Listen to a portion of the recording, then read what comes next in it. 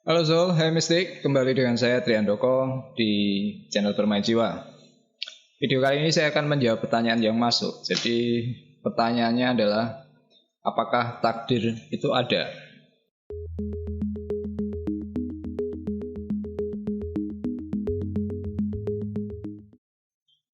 Oke, kita mulai dulu dari apa yang akan nanti kita bahas di video kali ini.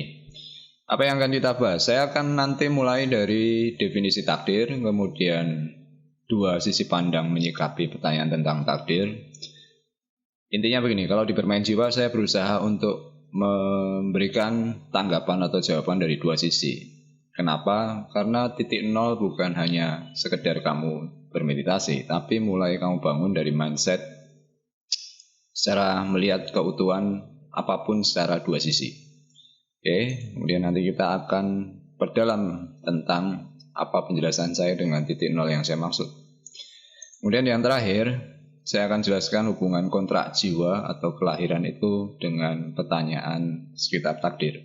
Jadi definisi takdir itu adalah ketetapan Tuhan atau ketentuan Tuhan. Jadi artinya ada satu fenomena yang Tuhan itu telah menentukan hal itu sejak semula terlebih dahulu dan tidak bisa katakanlah dicampuri manusia. Tapi ada orang tidak menangkap perbedaan antara takdir dan nasib. Jadi sekalian saya di sini berikan perbandingan antara takdir dan nasib. Oke, jadi takdir dan nasib itu dua hal yang berbeda. Kalau takdir itu bahwa ketetapan tadi tidak bisa diubah, dikendalikan atau uncontrollable. Nah, takdir bersifat permanen dan pasti. Kalau nasib itu masih bisa diubah atau dikendalikan manusia. Sifatnya tidak permanen dan juga tidak pasti. Jadi orang berkata saya sudah nasib saya miskin. Itu apakah takdir ataukah nasib? Jadi kalau secara mentalitas menetapkan takdir, ya selamanya dia tidak akan keluar dari masalahnya. Kalau dia memandang bahwa itu nasib, berarti harus ada keterlibatan campur tangan dia untuk apa yang dialami. Nah, biasa manusia tidak melihat ini secara utuh. Kita menempatkan bahwa apapun yang tidak bisa kita atasi lalu dikatakan itu takdir. Oke ya, jadi kalian paham apa perbedaan takdir dan nasib. Dua sisi pandang ini saya meletakkan bahwa apapun yang terjadi, kita semua hanya berasumsi. Dalam batas apapun tidak ada yang bisa kita ketahui semua itu secara total atau absolut. Pasti ada unsur di mana kita juga meyakini sesuatu yang katakanlah dalam batasan kita tidak mengetahui itu secara langsung. Oke, nah sekarang kita mulai dulu dari asumsi takdir itu ada. Asumsi takdir ini ada, saya akan bahas dulu dari kenapa orang kemudian berpikir bahwa takdir itu ada. Konsep ini berhubungan dengan konsep penciptaan. Apa itu konsep penciptaan? Ini melekat dengan pemahaman kita dari sisi agama. Jadi agama itu kan menjawab berbagai pertanyaan yang sulit dijelaskan. Dan di situ pertanyaan yang paling mendasar dari manusia itu kan pasti mempertanyakan awal muawal satu hal. Jadi pertanyaan tentang eksistensi, dari mana dia berasal, keberadaan dirinya dan alam semesta. Karena pertanyaan ini timbul kemudian mencari siapa pencipta atau yang mengadakan realitas atau yang dia lihat. Kemudian dari sini muncul satu kesimpulan bahwa segala sesuatu ada, itu pasti ada penciptanya. Oke. Akhirnya kemudian kalau kita coba perlebar dari konsep itu tadi yang manusia bangun lewat pikirannya, melahirkan ada pencipta yaitu Tuhan, kemudian ada ciptaannya manusia. Karena pencipta ini mampu menciptakan manusia yang misterinya sendiri masih belum tahu. Kemudian juga keberadaan semesta yang tanpa batas, maka sosok yang dibangun dalam pikiran manusia adalah Tuhan itu maha segalanya. Jadi figur yang tanpa batas. Kemudian akhirnya apa? Kesimpulannya bahwa pencipta ini lebih besar, melampaui ciptaan. Ini kemudian menyebabkan satu sisi pandang bahwa Tuhan itu di atas dirinya. Ciptaan itu tidak ada artinya dibanding pencipta. Ini yang kita pahami dari pemahaman konsep tentang penciptaan. Nah, kemudian saya akan jelaskan, ini adalah sisi pandang materialitas. Jadi saya ingin sampaikan ke kalian, sisi spiritualitas dan materialitas itu berlawanan. Kenapa saya sebut ini materialitas? Karena pertanyaan-pertanyaan seperti ada atau tidak ada, sesuatu yang ada, itu adalah sesuatu yang sifatnya fisik. Apa yang kamu anggap ada itu yang bisa kamu tangkap secara panca indera. Even katakanlah kalau sekarang bisa dibantu teknologi. Oke? Nah, itu dalam lingkup fisik. Bahwa di luar itu masih ada banyak yang kita tidak ketahui. Nah, spiritualitas itu menempatkan adanya kemungkinan di luar apa yang manusia ketahui. Oke? Jadi ketika saya jelaskan di sini tentang ada pembahasan yang berkait hubungan Tuhan dan manusia, bukan berarti ini langsung disebut spiritualitas. Supaya kalian paham, orang banyak mengatakan bahwa beragama itu juga berspiritualitas. Bagi saya, belum tentu. Karena kalau kita tidak dalami hal ini sedetail mungkin, kita terjebak dengan konsep yang kita bangun sendiri. Nah, itu tadi apa yang saya paparkan tentang materialitas dan spiritualitas. Nah, saya sering menjelaskan di meditasi mistik ini, saya memberikan definisi kamu berinteraksi dengan pikiranmu sendiri. Jadi di level materi, apa yang ada itu yang bisa kamu tangkap lewat panca indera. Oke, dan itu terbatas sekali. Seperti ketika saya menjelaskan tentang definisi meditasi mistik, artinya adalah suatu proses interaksi kamu dengan pikiran. Ini supaya kamu mendalami proses bagaimana pikiran itu bekerja. Nah, pikiran itu bekerja ketika ada suatu hal yang bisa dibandingkan. Ini makanya ketika kita berpikir dalam tataran materi, pasti mengandung dua sisi, dualitas. Ini yang saya paparkan atau saya jelaskan di sini. Level pemikiran materi pasti mengandung unsur dualitas. Dualitas tadi yang memunculkan sosok pencipta dan ciptaan. Oke, ini tentang konsep apa yang manusia katakan takdir itu secara singkat mekanismenya semacam inilah. Sekarang kita bahas dari sisi yang lain. Asumsi bahwa takdir tidak ada. Kenapa takdir saya katakan relatif tidak ada? Ini yang saya maksud dengan konsep manifestasi, perwujudan. Ini sisi pandang spiritualitas. Jadi dalam sisi manifestasi ada beberapa poin yang perlu kalian ketahui. Jadi ini saya coba bandingkan di sini penciptaan, konsep penciptaan dengan manifestasi. Kalau dari sisi spiritualitas itu tidak ada penciptaan. Penciptaan yang tadi saya paparkan artinya pertanyaan manusia tadi tentang eksistensi itu kan berawal apa asal muasal keberadaan sesuatu. Jadi mereka menganggap bahwa satu hal yang sekarang mereka ketahui ini dari yang tidak ada menjadi ada. Kalau dari sisi manifestasi, semua yang ada ini hanyalah perwujudan. Jadi perbedaan dengan yang tadi, sisi pandang penciptaan, bahwa segala sesuatu yang tadi tidak ada menjadi ada, ini berbeda dari sisi manifestasi.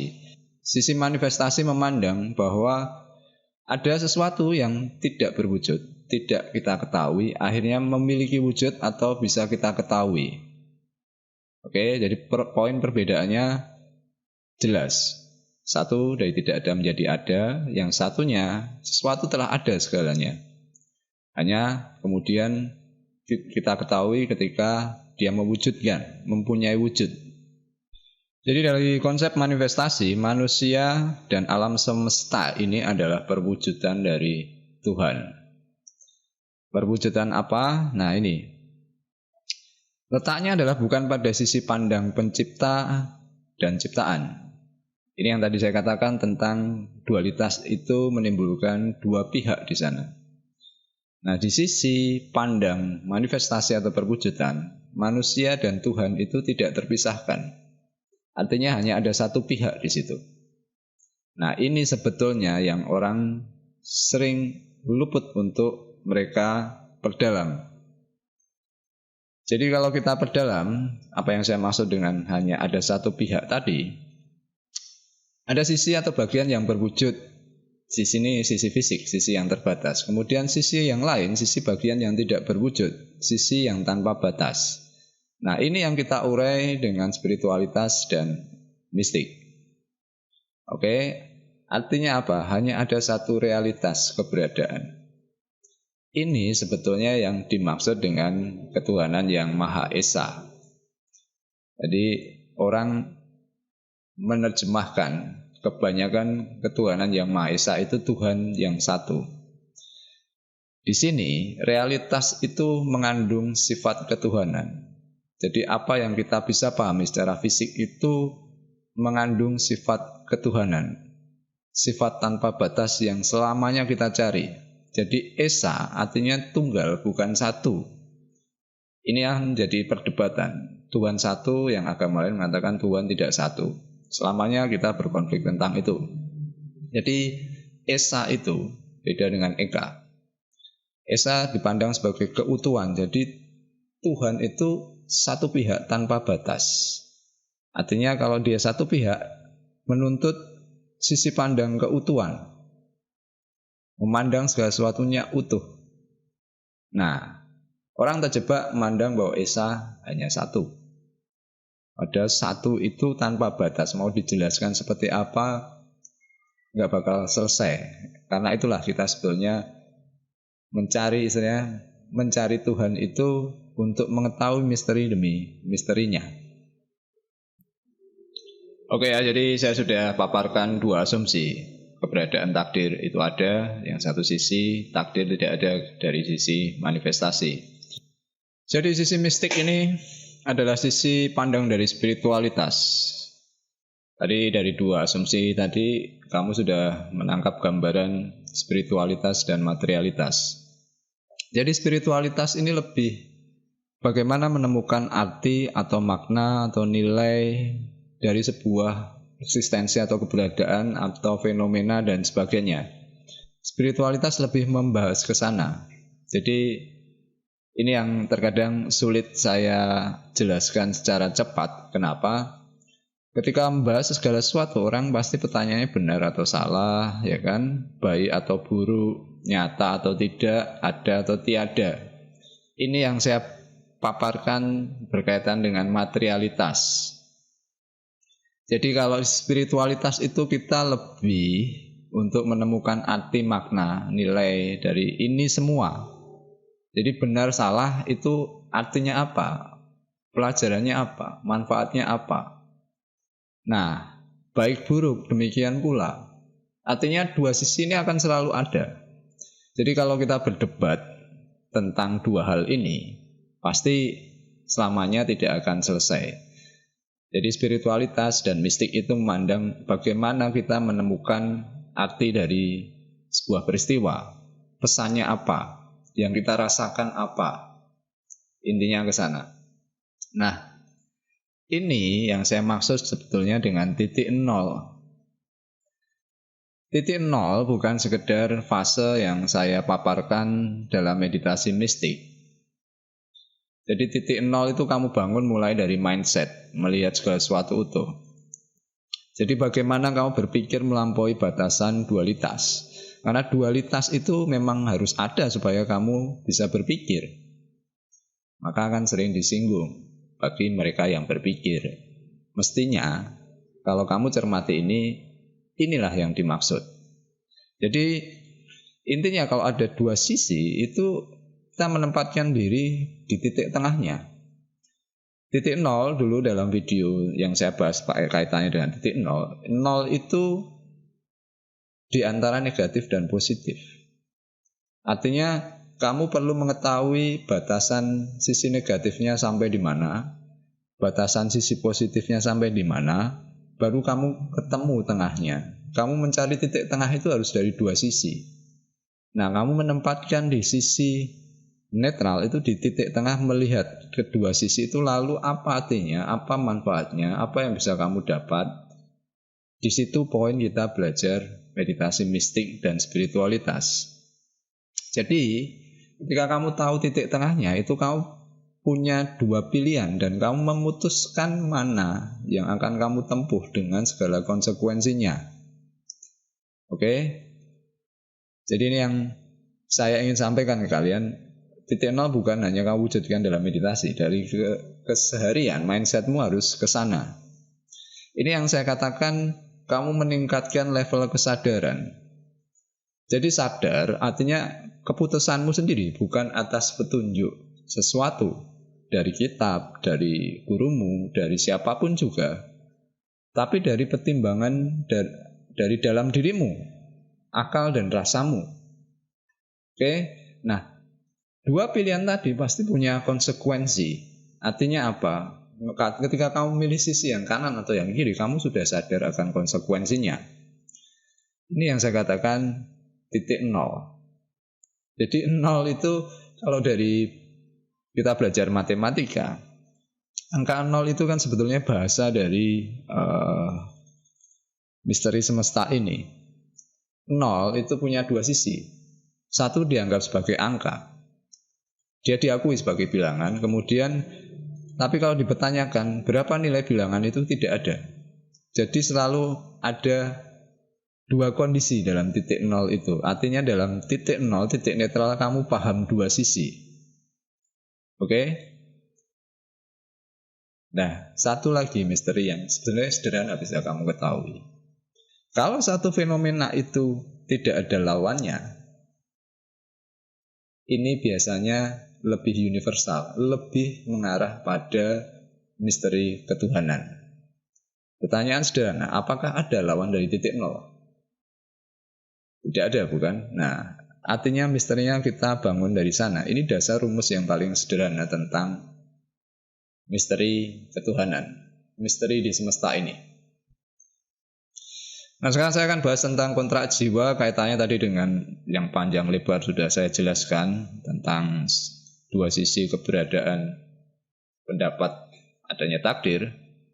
Sekarang saya akan lebih perjelas tentang kontrak jiwa.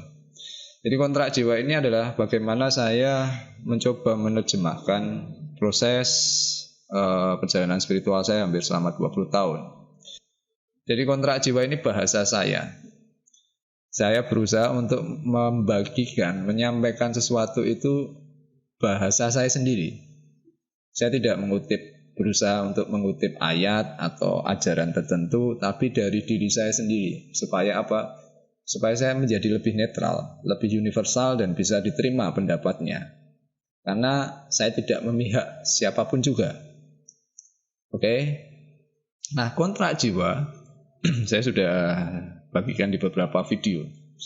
Kontrak jiwa itu sebetulnya adalah suatu kontrak atau skenario yang dibangun sebelum kamu manusia itu memiliki wujud, sebelum dia lahir. Jadi sebelum manusia lahir atau mendapatkan wujud, si jiwa ini, sisi non-fisikmu ini, dia telah menyusun skenario untuk misi belajarnya di dunia ini. Ini yang saya maksud dengan kontrak jiwa. Nah, tapi ini nanti akan kamu peroleh dalam proses perjalanan meditasi mistik. Jadi sisi belajar mistik ini berbeda dengan sisi belajar spiritualitas lain yang dari buku atau dari apapun ajaran suatu bangsa, suatu masyarakat. Kalau itu dikatakan sebagai lebih ke sisi esoterik, filsafatnya yang banyak tutur kata, ajaran yang ditulis, segala macam. Di mistik ini kamu belajar dari mengalami lewat meditasi, lewat fenomena. Oke, jadi ini perbedaan yang mendasar antara kita belajar spiritualitas dari sisi mistik dan sisi bacaan lah katakanlah. Nah, skenario tanpa batas itu disusun sewaktu kamu di alam spirit, alam tanpa fisik, alam bukan fisik. Ini detail, setiap perjalanan hidup itu disusun di sana detail.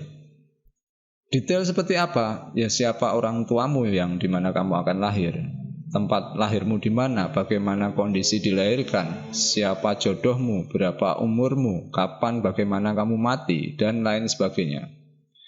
Di alam spirit, di alam non-fisik, kemampuanmu tanpa batas. Sampai di sini mungkin kamu bingung. Loh, lalu Tuhan di mana?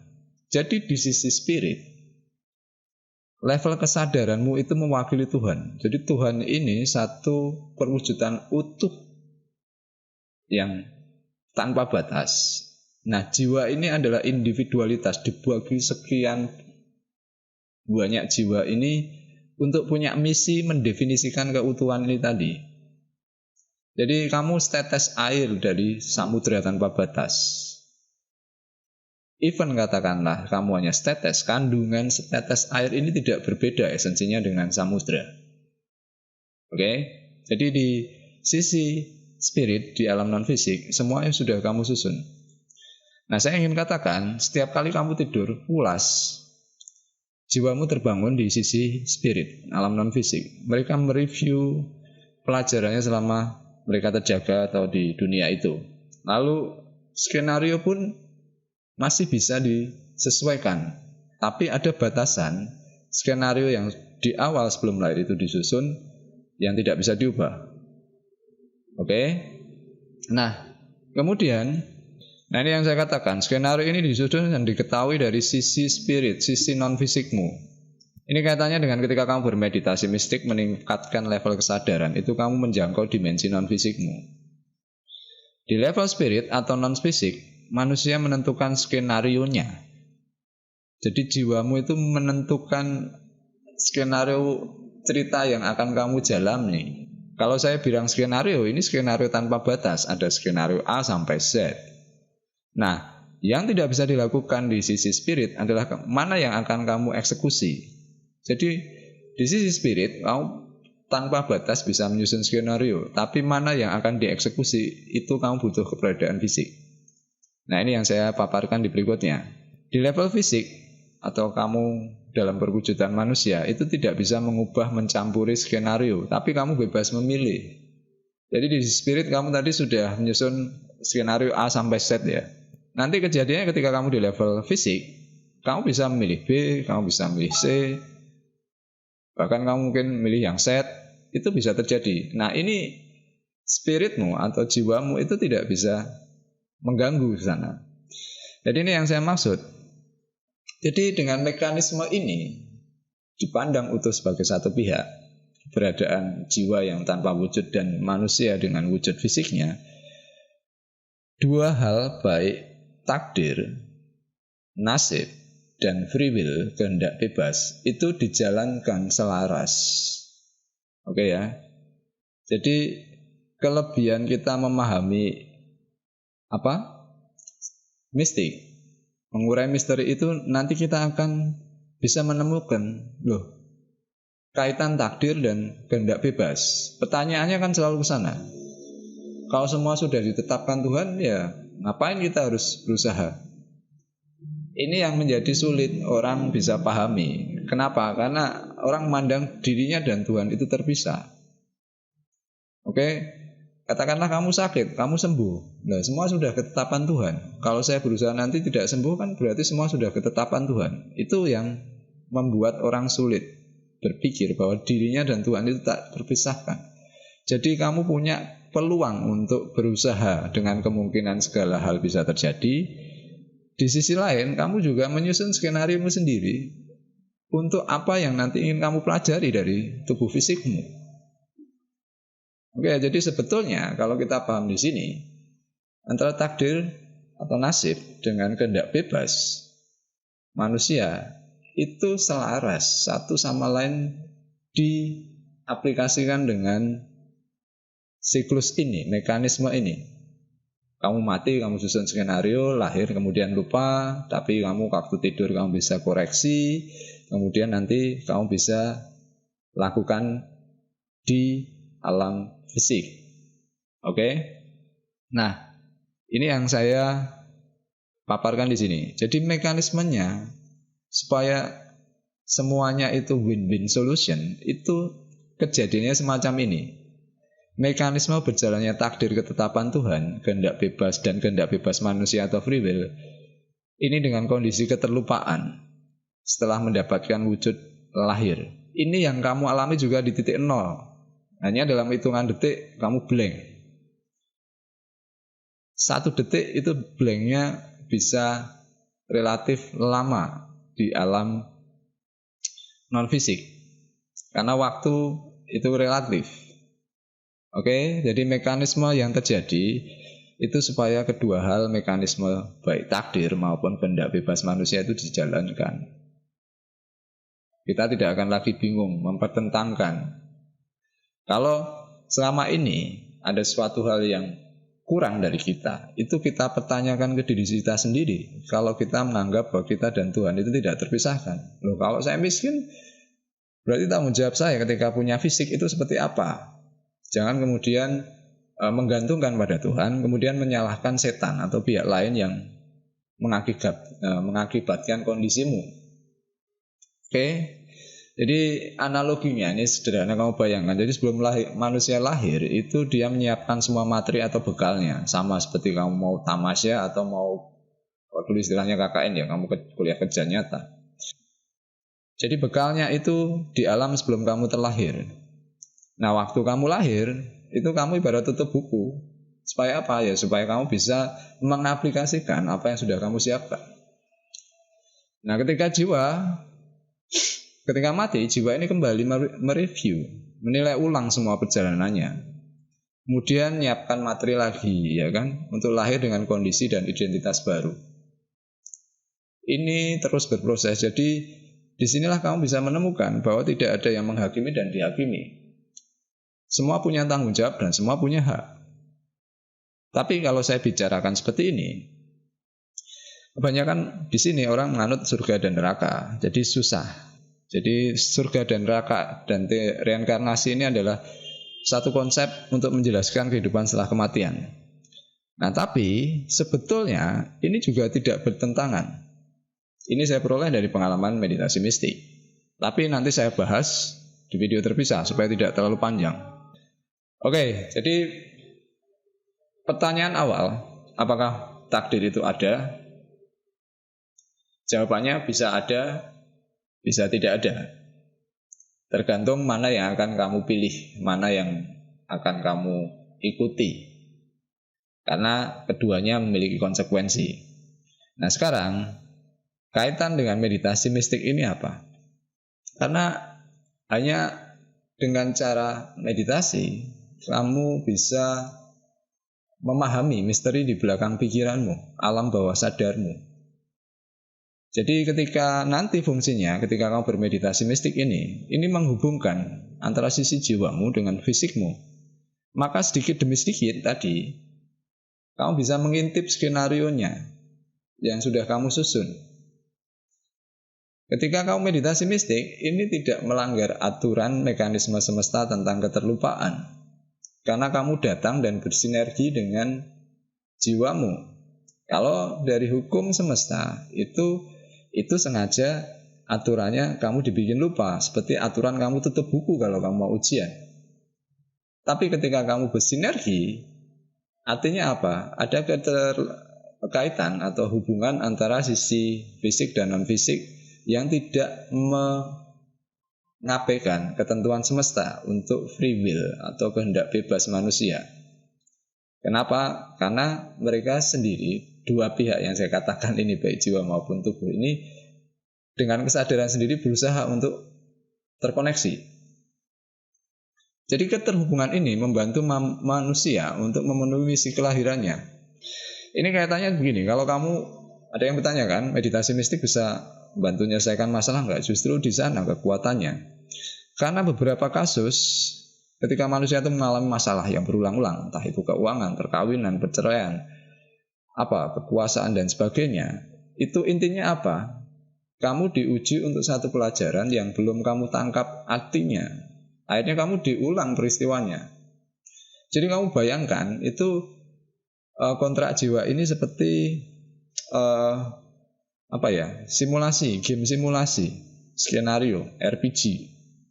Jadi kamu bisa rasakan, kamu main game itu, kamu nyusun gamenya dan kamu ada dalam game itu sendiri. Di sisi jiwamu secara non-fisik, kamu hanya bisa nyusun skenario-nya, tapi kamu tidak bisa terlibat untuk memutuskan, memilih yang mana. Demikian pula di sisi ketika kamu sudah masuk game itu, kamu tidak tahu apa sih sebetulnya yang mesti kamu jalani. Nah, ketika terhubung, maka segalanya menjadi jelas. Kamu menggenapi misimu, kamu belajar dengan sukses.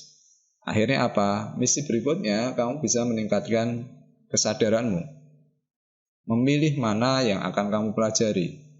Ibaratnya kamu naik kelas, kamu pindah kelas, belajar hal yang baru. Kalau kamu tidak lolos, kamu tinggal di kelas, ngulang lagi.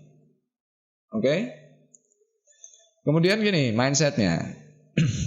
Karena segala sesuatu tadi dibikin keterlupaan dan dibikin tidak pasti supaya apa? Supaya kamu punya kehendak bebas.